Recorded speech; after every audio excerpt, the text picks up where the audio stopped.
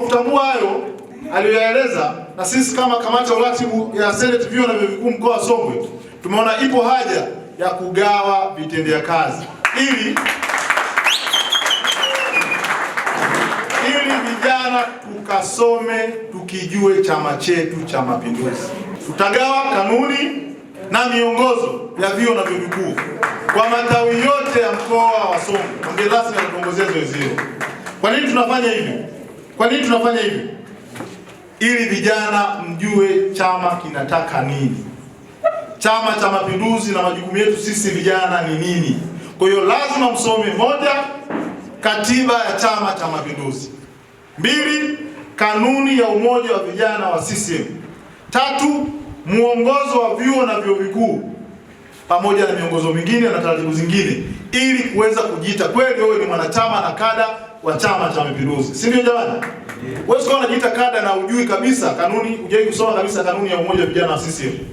Wewe kujiita kada wa Chama cha Mapinduzi na ujui katiba ya Chama cha Mapinduzi, utaonewa, hautakuwa proud kama wewe ni kijana wa Chama cha Mapinduzi. Kwa hiyo niwaombe, ili tuwe viongozi wenye maadili, ili tuwe viongozi bora, ni lazima tusome kanuni, miongozo na katiba ya Chama cha Mapinduzi.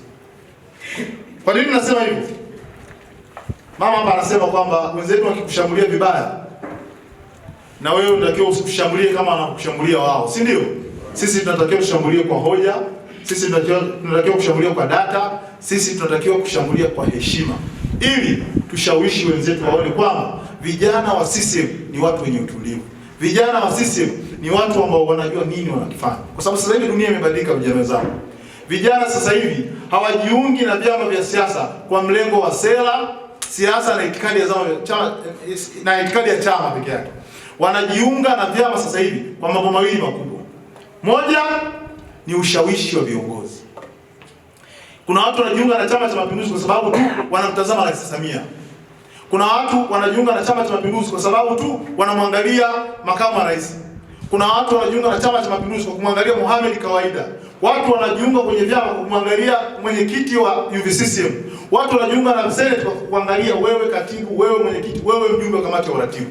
Sasa ili watu wajishawishike na wewe kujiunga na Chama cha Mapinduzi, lazima uwe kiongozi mwenye maadili. Na kiongozi mwenye maadili ni anayesoma na kujielimisha kuhusu Chama cha Mapinduzi. Kiongozi bora au sifa ya kiongozi bora sio tu kujua changamoto za unaowaongoza. Sifa ya kiongozi bora sio tu kujua au kusikiliza kero za unaowaongoza. Sifa bora ya kiongozi, sifa nzuri au sifa ya kiongozi bora ni kutafuta majawabu ya wanaowaongoza. Kwa nyinyi kama vijana, nyinyi kama viongozi uko mavyuoni, jueni changamoto za wanafunzi wenzenu na mzitafutie majawabu.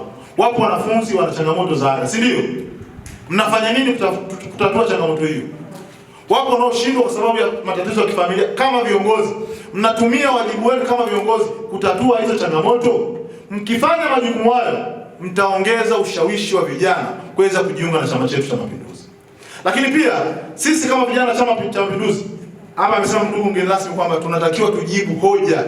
Tusome mipango ya serikali ili tuweze kujibu hoja za wapinzani. Huwezi kujibu hoja za wapinzani kama hujui serikali inafanya nini. Sawa sawa ndugu zangu. Kwa hiyo tusome, tujielimishe. Hata mtu akitoa shutuma ya uongo mtandaoni, unaweza kumjibu kwa sababu umejielimisha. Unajua serikali kwenye budget imepanga nini, kwenye ilani imeandika nini, na kwenye mipango yake imesema nini. Hapo utakuwa kijana na kada ambaye unaweza kuisemea serikali. Kwa sababu ni wajibu wa kila kijana wa Chama cha Mapinduzi kuelewa, kutetea na kusemea sera, maamuzi na mafanikio mbalimbali ya chama na serikali. Sawa ndugu zangu. Kwa hiyo nikaona tuelimishane hilo ili tuwe kwenye namna nzuri ya makada ambao wanaweza kukitetea Chama cha Mapinduzi. Lakini pia ukisoma hii kanuni ya umoja wa vijana wa CCM imetaja majukumu 9 au kazi 9 za kijana wa Chama cha Mapinduzi au za umoja wa vijana wa CCM. Mimi nitataja 2. Ya kwanza inasema ni kupokea na kutekeleza ushauri, maagizo, maelezo yanayotolewa na Chama cha Mapinduzi. Kwa hiyo hilo ndio jukumu la msingi la kwanza la kama kijana wa Chama cha Mapinduzi. Jukumu la pili linasema kuongoza shughuli zote zinazohusu maendeleo na ustawi wa vijana. Ya tatu ambayo nitaishia inasema kutetea, kudumisha haki na maslahi ya vijana katika fani mbalimbali. kwamba sisi kazi yetu ni kutetea maslahi na haki za vijana wenzetu kwenye nyanja mbalimbali.